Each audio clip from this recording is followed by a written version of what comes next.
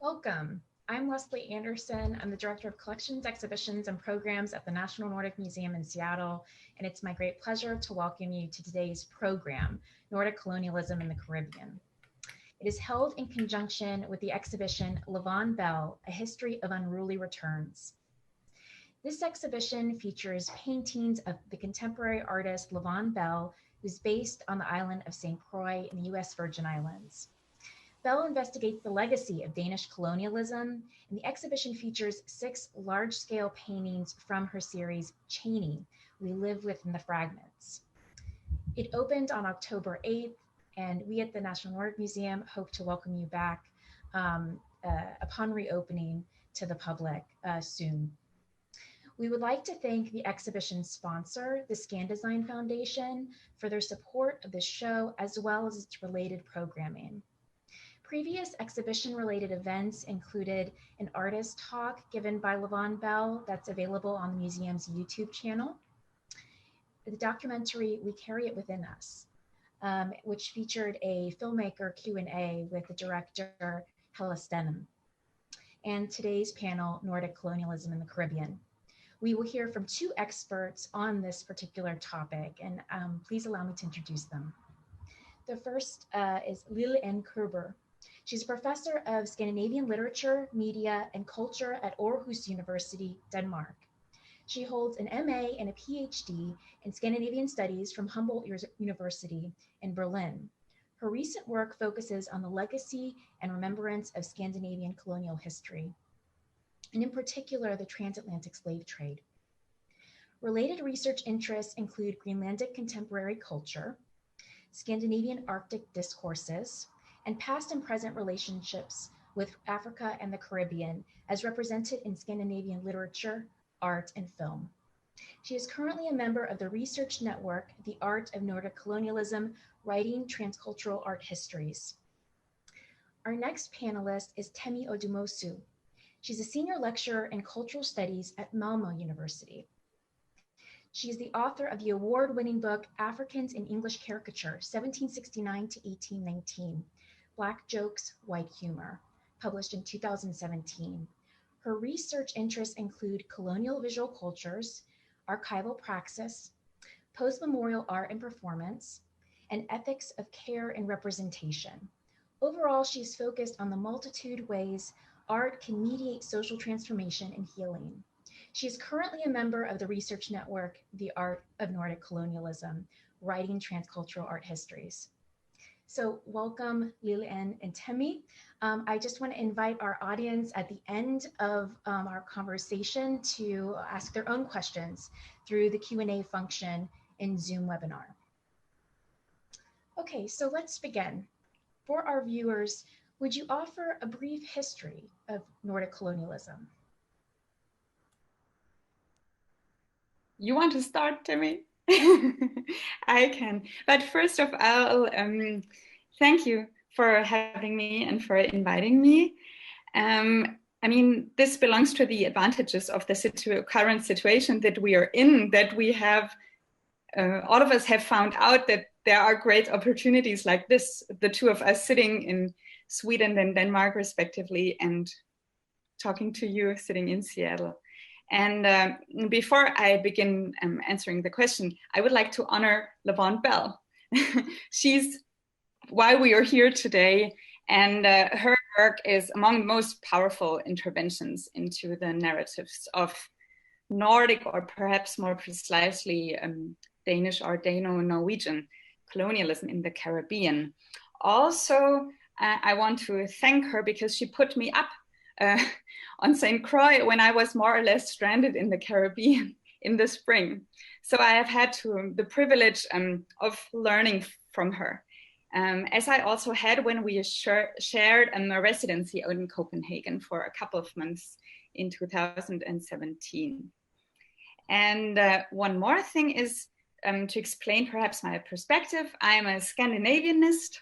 That means that I've been interested for a long time in the narratives and images and also cultural encounters connected to colonialism, both in the past, but primarily in the present. And also what they tell us about this part of the world. So when I now show you a map of Scandinavian colonialism, this is already complicated because what is a map? A map is already a representation coming or displaying a particular perspective and point of view and mode of representation. So they normally, these maps that we see, they represent in this context the Scandinavian, if we want to term it like that, imperial or expansionist point of view. So the map would certainly look a different way if we now approached the theme or the topic from a different point of view. So we have to, and also when you talk about history, always, this also really depends on perspective. Obviously, this is just the sense we make of the past. So this is one of the maps, and it's an interactive one, unfortunately. And here we are in the middle of the problematic side of this topic, perhaps. It's an interactive card, and it's a map, and it's only in Danish. But it's kind of, if you're interested, this is kind of great because you can actually see how the Danish Empire changed and expanded and then also shrunk over time. And here you can see already, this is where we are. Denmark, today's borders would look like this. We have the North Atlantic former possessions. This is Greenland, looking very small in this context, but it's way bigger. And Iceland, the Faroe Islands, have, as very often, disappeared from the map. Here you see one problem already. And here we see the so-called tropical colonies in West Africa, the Caribbean, and in today's India. And I'll show you another map here, which also includes the former Swedish possessions. And when we talk about colonialism in the Caribbean, this is what we are looking at.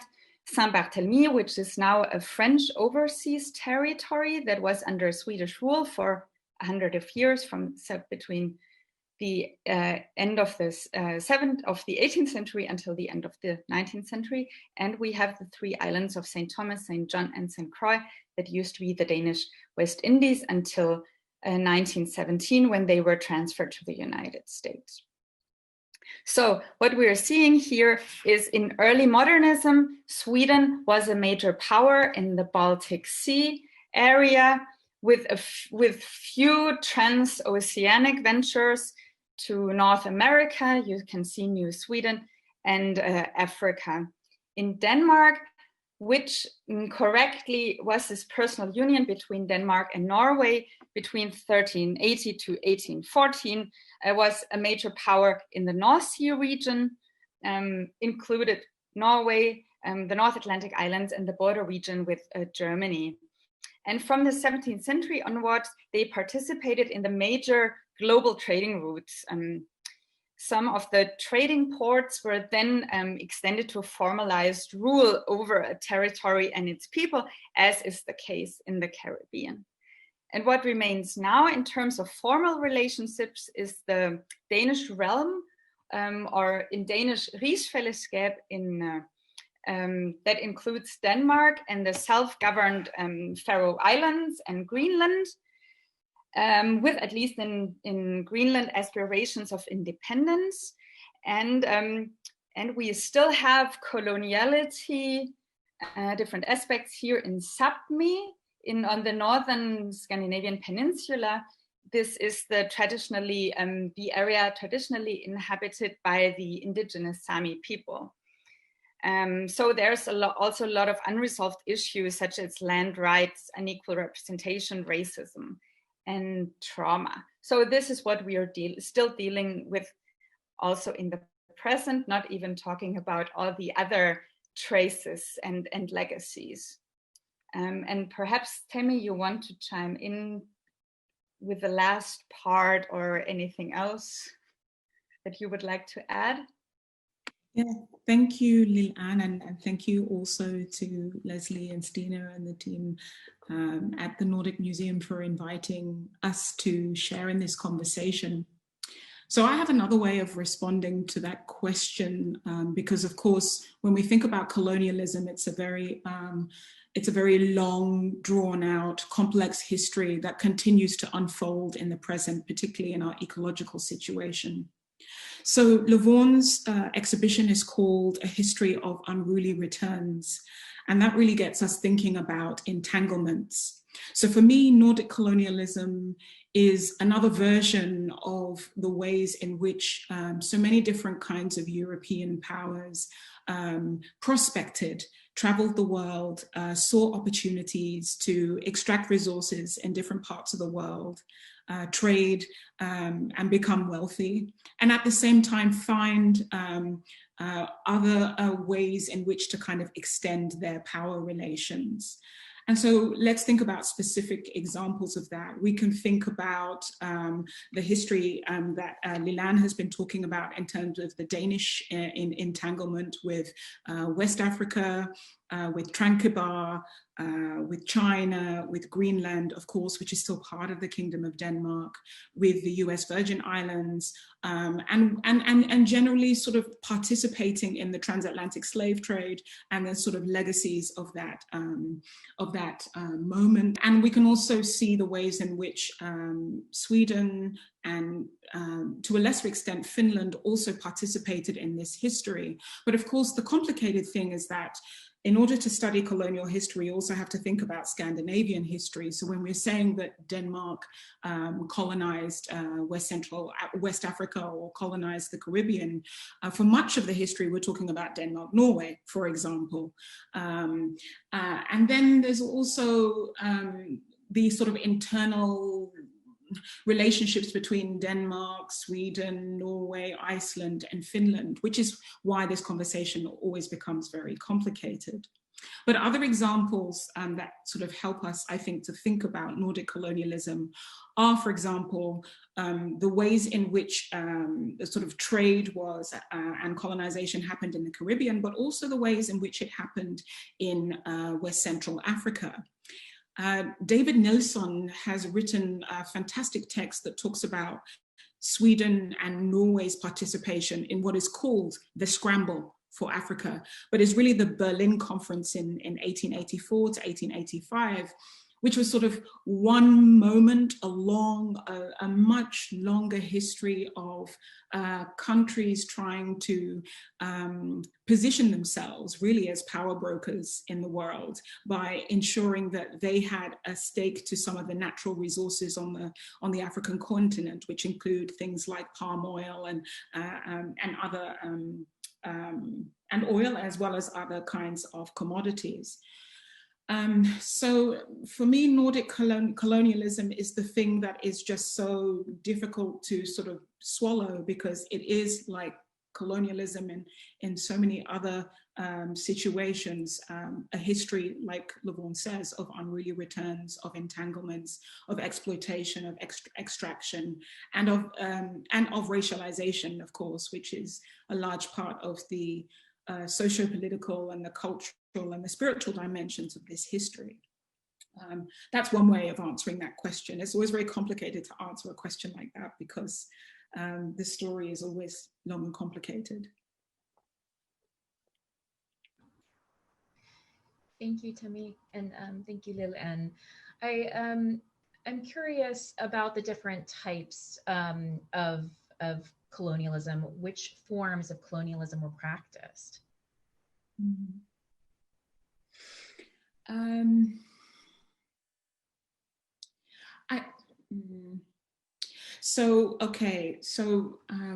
There's, I mean, the two major types of, we can think about sort of like what has been described recently as sort of like militarist capitalism, that form of colonialism which takes place on the African continent, which is not so much about settlement, but it is about extracting resources and using sort of military campaigns to kind of make, slowly make people's way through African territory. And then there's, of course, settler colonialism, which takes place primarily in the Americas and in the context of Scandinavian countries. I guess Greenland is probably the most striking example of settler colonialism. So literally moving from one place to another and then, installing oneself in the land and as the dominant force within the social fabric. And then there are other sort of fancy terms that are used to describe other forms of colonialism, but in essence, the kind of quality is the same. It's really about, power over the extraction of resources and the reduction of enslaved Africans to property. That's one key dimension of colonialism. And then the sort of what has been described, the quote unquote vanishing of indigenous peoples, the movement of indigenous peoples to reservations or to specific plots of land. And then, the sort of psychological, dimensions of colonialism, which is creating a framework within which to justify the brutality and the extraction. It's interesting because it's like 7:20-ish p.m. in the evening here in Scandinavia, and one of the reasons why it's so sort of challenging to talk about these topics, I think, is precisely because they're just so overwhelming. When one starts to really read and engage with the topic of colonialism, properly, like to really understand its logic and the varying dimensions and its effects on economy and the meeting of different powers coming together to enter different territories, but also what it has done to people, to communities, to landscapes, to psyches, to spirits, to bodies. It's something that's very, very difficult to deal with. And that is one of the reasons why it's often challenging to have these conversations in a sort of mainstream situation, precisely because it's just so hard to face the violence. Yeah, I just would like to add another prime example that we sometimes don't think of because it's seldom been conceptualized in the way is Sapmi. That it's also really this type of settler colonialism, where it was really encouraged, to move people from southern Scandinavia up there, which and at the same time displacing indigenous peoples. And it's hard to talk about because except of the Sami themselves, it's seldom been termed colonialism, these processes. Yeah, I would second that. I've been teaching a course called Locations of Culture here at the university because just before, around about September time, before term started, there was a huge fire at the polar bread factory in Norrbotten, which is in Sapmi. But that region of Scandinavia got us really thinking about precisely what Lill-Ann is saying, like to actually call what happened in Sapmi colonization, right?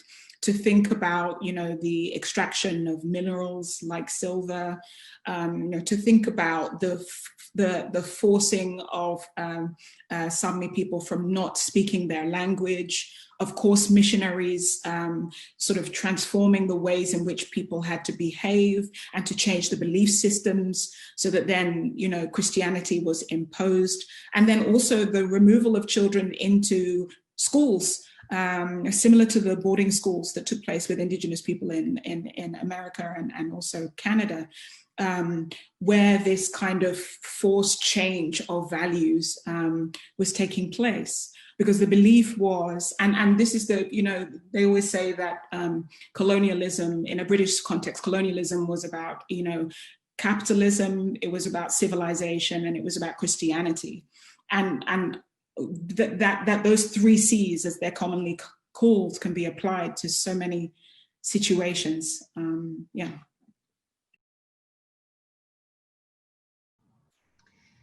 So in introducing the topic of Nordic colonialism in a special issue of the journal Scandinavian Studies in 2019, Johan Höglund and Linda Anderson Burnett note that research into colonial histories of the European North is a much newer area of scholarly inquiry. Why is that? I would assume that both of us have a lot to say about that. And many would agree that one major factor is indeed the self-image that the Nordic countries have been cultivating, especially since the post-World War II decades.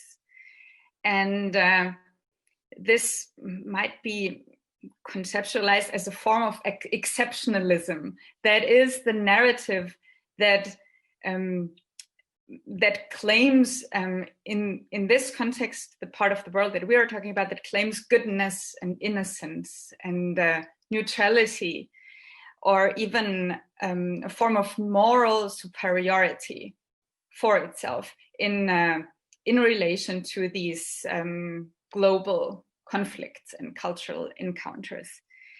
And so one important and very effective until the day today part of this exceptionalism is the claim that Scandinavians have either not taken part in colonialism at all, or if so, in a more humane form than elsewhere, or that they have been world leading in anti-racism and anti-colonialism, anti-colonialist efforts.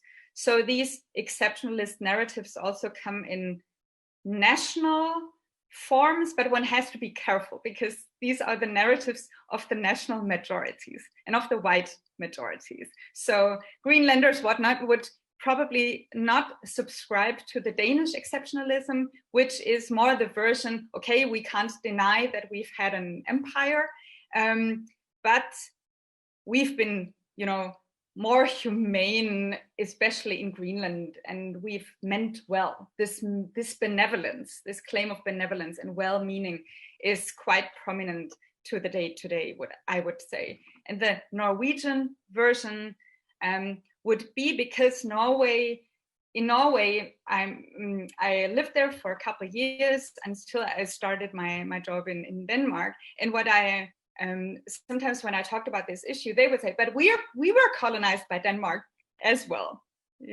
too. So kind of this episode, the accountability for transatlantic colonialism is transferred to Denmark. So this is the part, and you can still, now it's also changing, but I would say that this is the kind of the most radical form that you sometimes meet in Norway. So we have nothing to do with it whatsoever. We have no experience. This country was newborn after with independence, and in this process, like having this blank slate. And the Swedish version, I don't know, Temi, I'm sure you have much to say about that one too. But I think Tobias Hübinette and Katrin Lundström, I think they just recently published this book, White Melancholy, Vit Melancholie. And I think what they describe is a topic that is similar, or a narrative that is similar to them. So what they mean is that one part of Sweden is melancholic, would be because homogeneity is lost. So that would be one part of this, and the other part that has had as a dominant self-image this idea of we are all anti-racist. We're the most anti-racist in the world. We're the world champions of anti-colonialism. This is also lost. Because of the conflicts going on, currently. But I would say that these narratives are very strong still, and they sometimes, they influence discussions like this or conversations about colonialism in certain directions, or lead them away sometimes from talking about these things, or they hinder them altogether. So I don't know, Temi, I'm sure you have. Yeah, no, I would totally agree with the way you characterize, especially what you just said about, like the ways in which these auto stereotypes and these self-understanding sort of get in the way, and kind of either they create a certain kind of gravitational pull, usually away from the site of terror. One of the ways in which I wanted to sort of, add to what Lill-Ann is saying, and I think now I will kind of use my visual aid, because this definitely supports this, particularly in the context of Denmark. We know, I don't know how many people who are watching and participating have seen this document. It's in the National Archives in Denmark, but this is the check of transfer. And I think that in the Danish self-understanding, at the very least, that this moment of transfer, this ability to sort of put a number on what value the US Virgin Islands had, I think that has kind of allowed for a sort of an attitude of, right, this history is done and dusted. We've received our recompense for the loss of these islands, and the people who live there, and also the memories as well, and that now this is a sort of done project, and it's now over to the United States. So I think there's something in the Danish self-understanding about transfer as being also a kind of a transfer of accountability that goes along with this very literal material check, this document of transfer. But at the same time, I also think that what this check shows us is that, histories also have hierarchies. They have value systems inbuilt in them. And another way to answer this question is really to think about the reasons why most schools in the Western world do not include colonialism in the curriculum.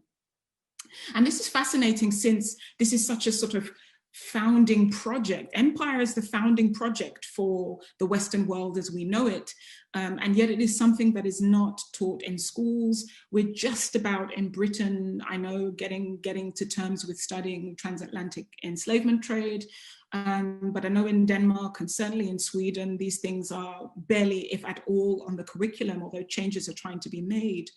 So there's also this sense that from the very beginning, these histories are not given value in the overall narrative of what we come to understand as history as children growing up. And so therefore, you get to university and suddenly there's this small kooky course called, Nordic Empire or Nordic Colonialism. And it seems to be an add-on to the thing we understand as quote unquote official history. And I think that this also is critical to this self-understanding of the colonial kind of identity. Yeah.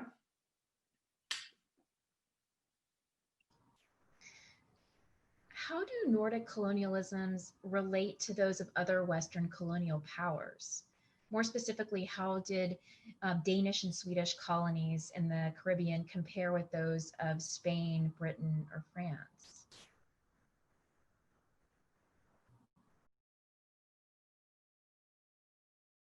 Should I?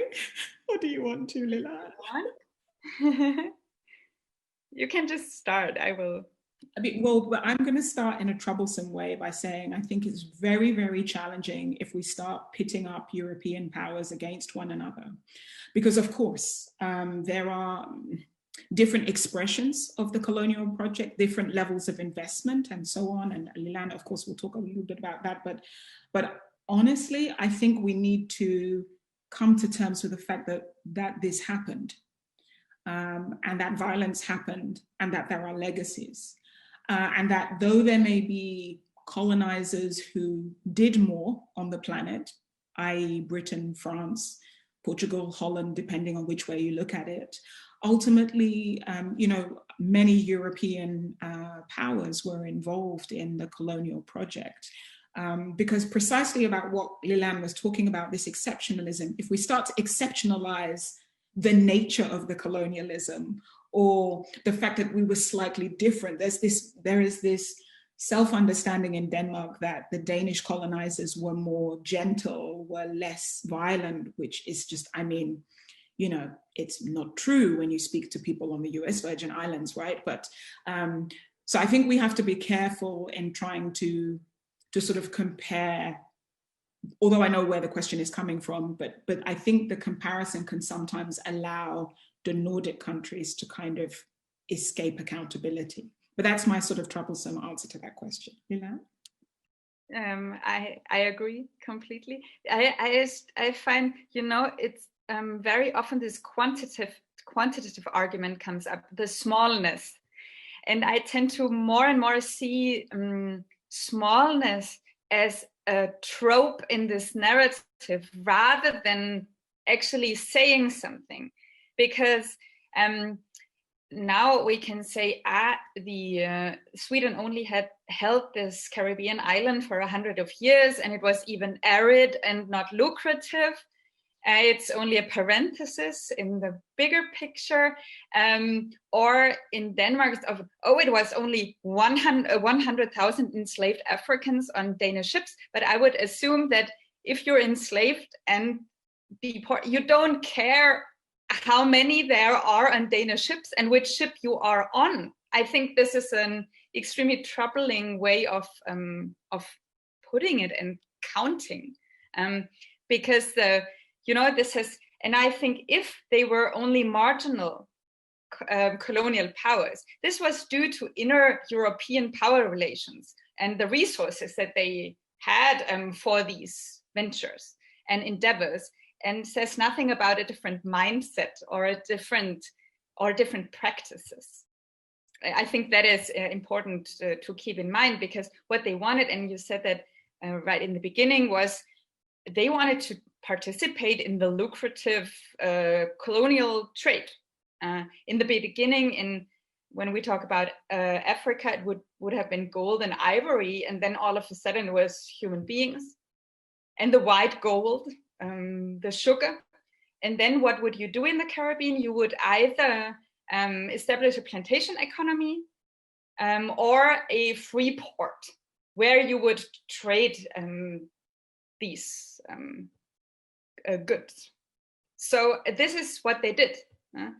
Saint Barthélemy and Saint Thomas are examples for the latter, for these free port trading post colonies.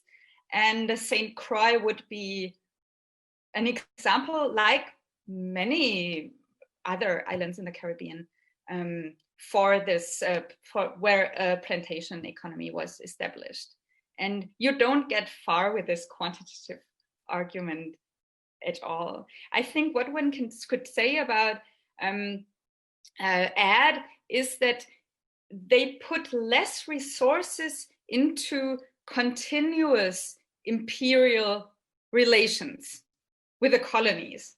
And if you read in the sources, colonial officials complained about that all of the time. They complained to the kings at home, we have way too few, too few people, too few soldiers, we cannot even protect ourselves, we don't have the money, and so and on the other side, so that means also that the languages were never widely spoken in the Caribbean colonies, no Danish or Swedish curriculum introduced, and citizenship, and this is important, was never granted to the colonial subjects. And this is why we have so few descendants of, for example, Danish, why we have so few Caribbeans actually in Denmark and Sweden.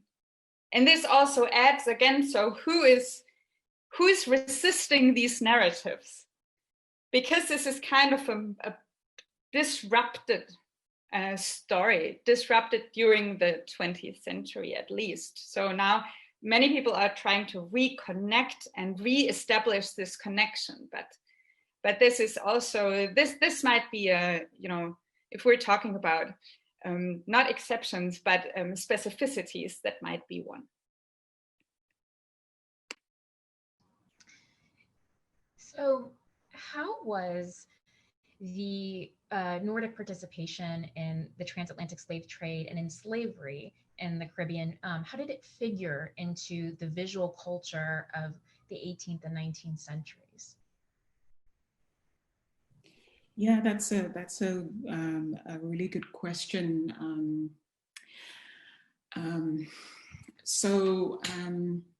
The interesting thing about the sort of the height of the transatlantic enslavement trade, which we could say is the kind of deep 18th century, is that it sort of was happening at the same time as the boom in printing, right? Engraving, etching, and all these other kind of forms of reproduction that allowed for images to travel more freely. And I say this because what this means is that as an art historian, when you're studying colonial art history, of course, you're studying portraits of wealthy merchants and people involved in the trade that contain, Black servants as part of a family portrait. And this will tell you, especially if the servant is wearing a silver or gold even chattel collar, this will tell you that the people represented have some kind of colonial or entanglement to enslavement. But at the same time, you also had, because there's all of this trading of colonial goods, of rum, tobacco, sugar, and sugar-derived products, coffee, and so on. So it means that many of those trading stores in Europe would use images of African people or Indian people to sort of signal the fact that their goods, the colonial vara, they're coming from far away. So this visual culture is also sort of in the kind of everyday exchange of commodities in trading cards. Of course, it also appears in images produced by the abolitionist movement, because of course at the same time there is this kind of moral awakening about, okay, slavery is a bad thing, and how can we encourage the broader populace to kind of think differently about what they're doing, trading in human beings. So you have this counter movement that is political, but it also produces images. It produces, abolitionist seals. It produces hairpins. It produces all sorts of things, right? So, so the visual culture is in fact very rich and continues to sort of linger to this day. Part of my work has also been looking at the insistence, at least by Denmark, to continue to use these same heads to on the packages of coffee and vanilla and other kinds of products, right? So all of this visual culture was there as a symbolic device to speak of those colonial entanglements, which ironically now, are trying to be sort of denied or disputed. But they're literally there in the images that point to these connections. Yeah. Yeah, I just want to add, because I think it's visual culture, but it's also, material culture and also literature. As soon you just have to develop a sense for it, and then it's everywhere.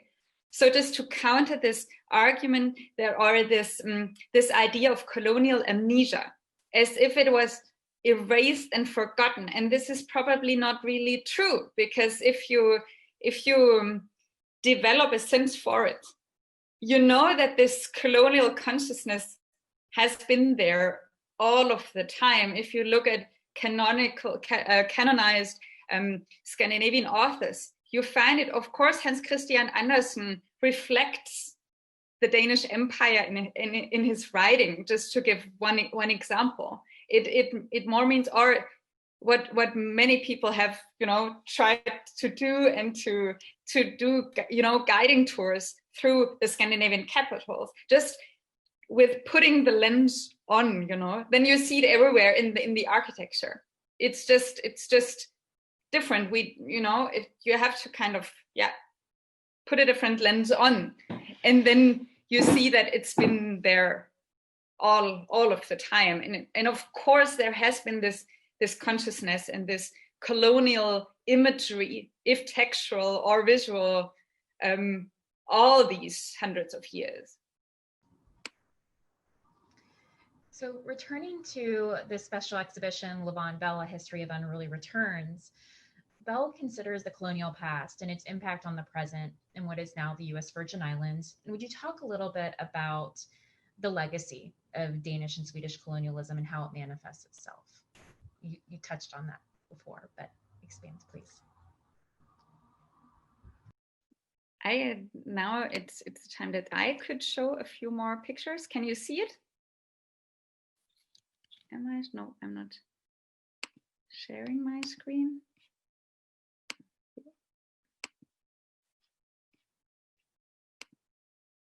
So also so this is from actually the courtyard in Vaughn Belle's property in Christiansted, which is one of the two towns on the island of St. Croix. And what you see on the left-hand side is coral stone. And this is important. We might really need to talk a little bit about the collaborative public sculpture that Vaughn Belle created together with Jeanette Ehlers. I Am Queen Mary, which is now a prominent public monument, temporary yet still in Copenhagen. And the plinth is made of the very same coral stone, which was, as you can see here, used also as a foundation of the architecture created in the colonial period. And enslaved people were forced to, it was very hard work to cut this from the ocean ground. And on the right hand side, you see Danish bricks. They were brought to the islands as ballast on the ships traveling on these transatlantic trading routes. So actually, again, if you develop a sense, you see these, material traces, but also immaterial traces everywhere. So this is just giving you some ideas. So this is a map of St. Croix, and you can see that it says, all the estates, meaning mostly sugar plantations that were established during the times, and they still very often bear the same names. So you still, and I just find this, when I realized this, to kind of live with this colonial violence, because your ancestors might have, have lived there as enslaved, and you live in the very same area that is still called the same name. So this carries this colonial geography further. So these are the ubiquitous sugar mills that I also found interesting, because they are everywhere. Sometimes they are built into, restaurants or villas now as part of these. You can also buy charms and wear them on the necklace. And this is another instance of, it's part of everyday life, but at the same time, it's also this ongoing colonial violence, as I think Vaughn has put it herself. This is an interesting example, because this is a monument of one Danish king, Christian IX. And now there has been a petition to remove the statue and put it inside the fort, because this is actually in the center. This is in Charlotte Amalie, the capital of St. Thomas. And the square has been renamed, or was renamed, I think, in 1998, from Frederiksplads or Frederick's Square to Emancipation Square. And when I went there in the spring, I was like, why is the Danish king in the center of Emancipation Square? So why? And what is this monument doing there except representing power? So now, a few months later, it will be removed and replaced by, as far as if I'm correctly informed, by a monument. It's called Freedom, which is more, matching the square actually. So, but you see, so in a way, it's very present. You even don't have to, you know, to have a lot of knowledge. So what is also happening, this is just a souvenir in surf shop in Christiansted. On the right-hand side, you see a t-shirt. So this caters to both Danish and United States tourists. So you can choose either. So just the translation would be St. Croix, we should have kept it for the Danish tourists. And there's also a t-shirt, if you're American, it's called America's Paradise. So all you're confronted with this issue of, so how, who does this island actually belong to, you know, moving from one colonial power to the next, and who does it cater to? And just to give you a quick idea of, so tourism, I think, might be the arena where this colonial nostalgia is still the most intact. So if you advertise a trip to the Virgin Islands for Danish tourists, you would still call it Dansk Vestindien. So this colonial name. Yeah, and there it's very often advertised as a mixture of exciting Danish history and paradise beaches.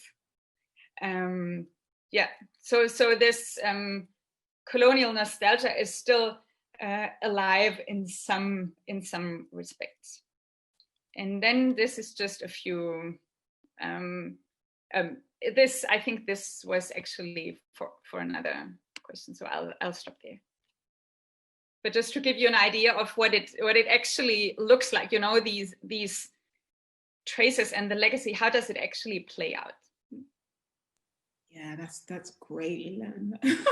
I almost feel like you've answered the question, but let me add some more visuals to help people, because I think we need to start sort of, you know, facing things differently, and also because you mentioned the monument in Copenhagen, so I just thought I would share it so people know what we're talking about. This is the co-produced monument with Vaughn Belle and Jeanette Ellers, which is in front of the Vestindis Pakhus, the Danish West Indian warehouse on Nyhavn Harbour.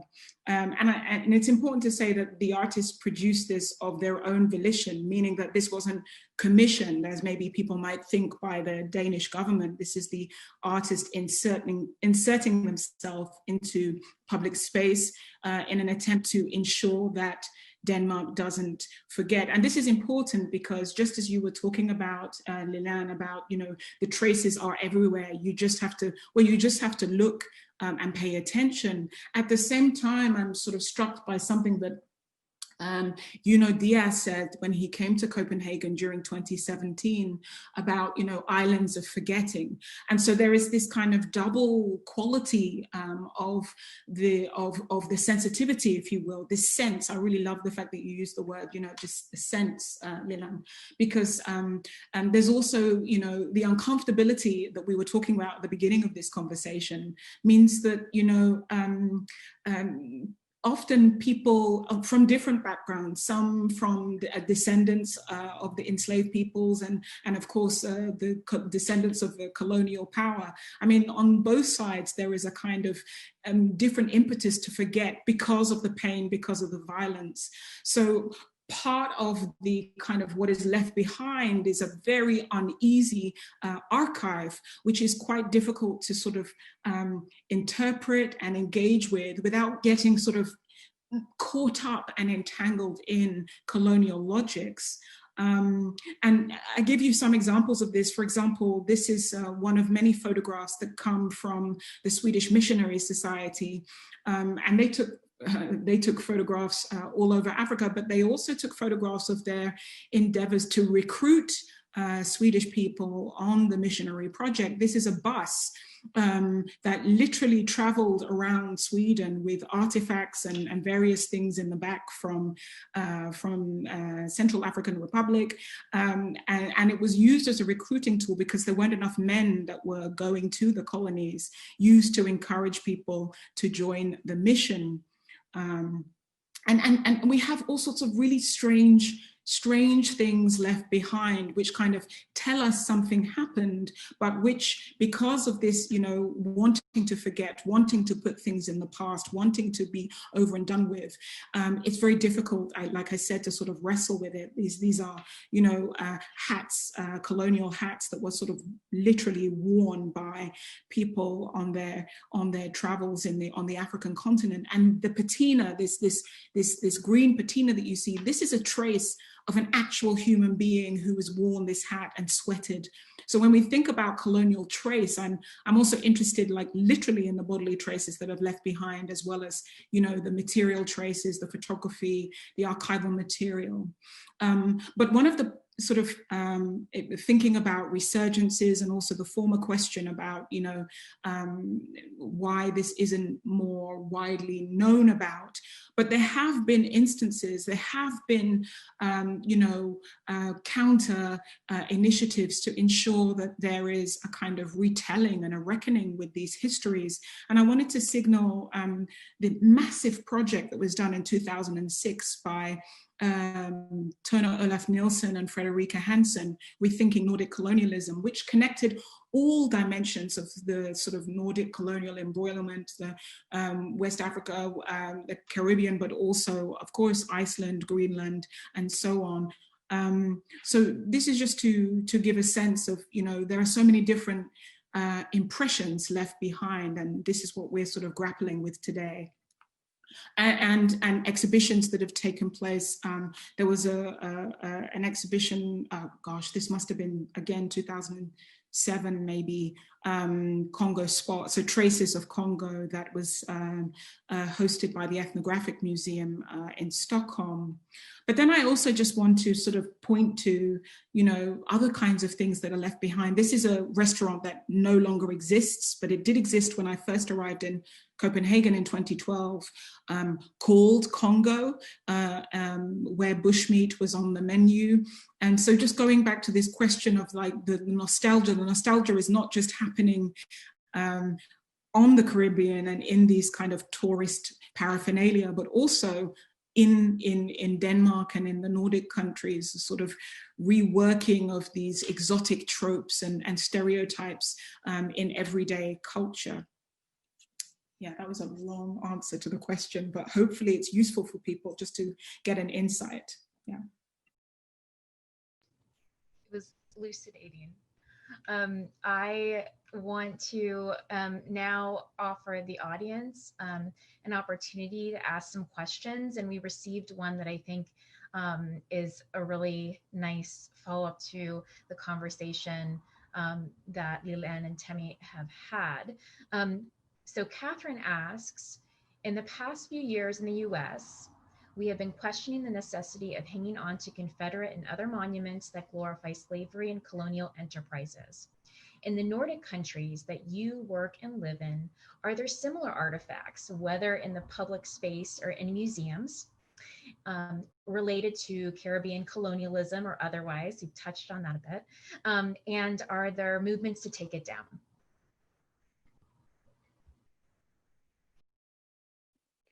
Temi, will you take the one in Copenhagen? Then I take Hans Egede. Because there has been one, it's been, this is not the Caribbean, but it's Greenland, but it's very much connected. It's widely acknowledged that colonialism, Danish, or at the time, actually, Norwegian, Danish colonialism in Greenland started with the arrival of the missionary Hans Egede, 1721. So this will be 300 years next year, and I'm already excited how the commemoration will play out. But he has a massive statue. I think it was put there for the 200-year anniversary of Egede's arrival in Nuuk, overlooking the old colonial harbor. So it's massive, and there have been interventions several times, but this year on Greenland's National Day, activists, an anonymous group of artist activists, they sprayed it on the plinth stood then decolonize, and then Inuit symbols that are really being revitalized also in the form of tattoos, and primarily, and also facial tattoos. So, and this was then a major debate, and also within Greenland, of course. And I think a copy of the statue in Copenhagen was later on also in a similar vein decorated, I would say. So they are now, they had a little referendum in Nuuk, and the majority was in favor of keeping the statue where it is for now.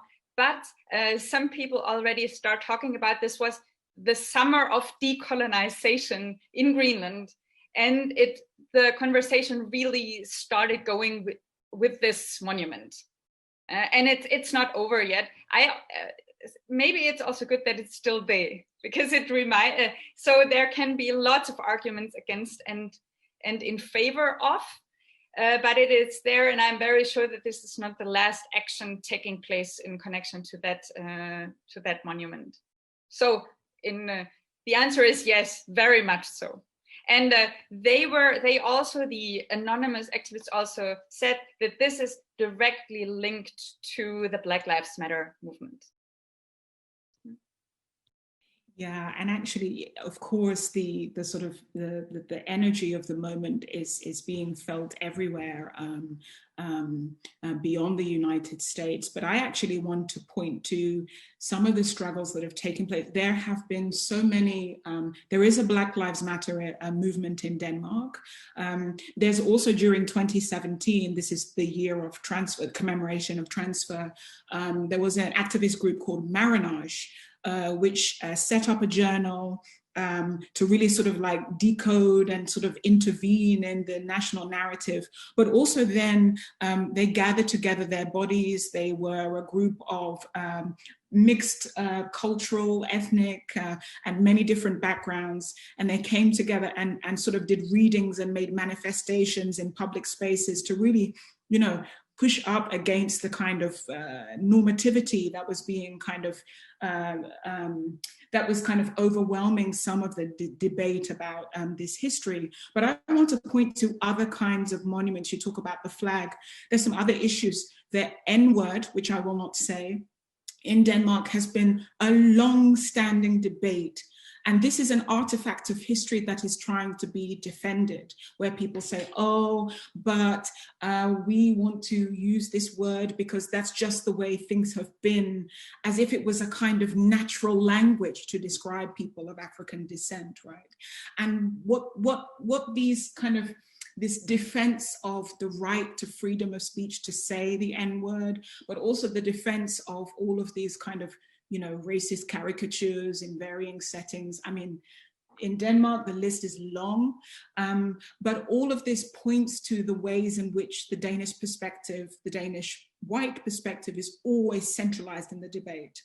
And this happened back to Greenland also again this summer when Hansen's ice cream company, who had ice creams that are both called Congo and Eskimo Is, decided that they would stop using the word "quote unquote" Eskimo as part of a response to what was happening, but they kept the Congo in relation to the fact that they said, well, yes, but the cocoa comes from Central Africa. So, all of these very strange sort of like a shifting of positions, trying to sort of maintain a little power, but then give a little, but then take a little. But when you start arguing about things that just need to go, when you think about the future of the planet and the way we might want to live together moving forward, some things just have to go in the bin. I mean, and we can let go of them, and they aren't going to fundamentally change how we think about ourselves in the context of basic human decency, right?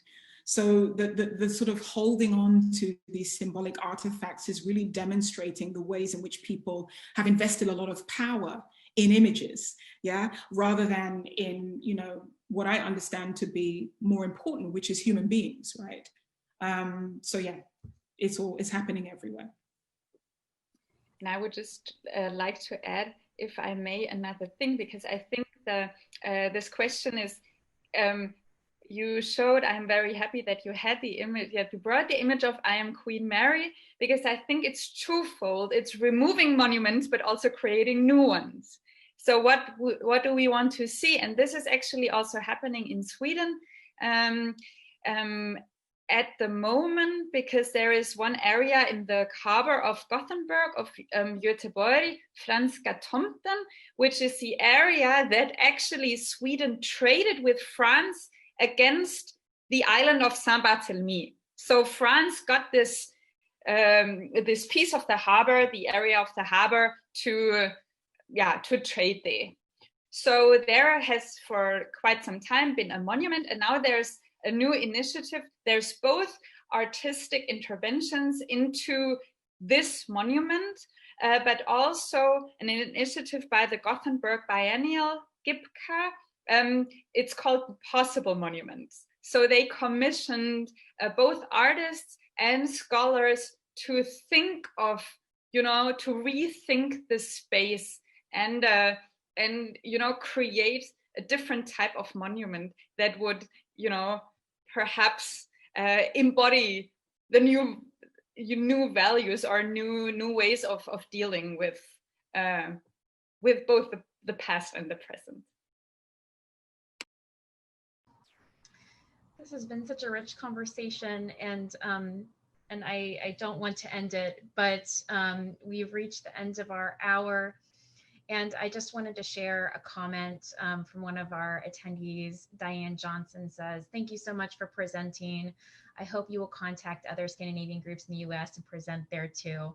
And I echo that. Thank you so much, Lill-Ann and Temi, for lending your expertise today to us. And thank you so much for your work in this area. We look forward to reading and learning more about it. Thank you. Thank you. Thank you for having us, and thank you for providing this space. And I wish many more people could actually go and see the exhibition. Yes, and please do take advantage of Vaughn Belle's artist talk on the museum's YouTube channel. Okay, thank you, and have a wonderful Saturday, everyone. Bye-bye. Take care. Have a great Saturday.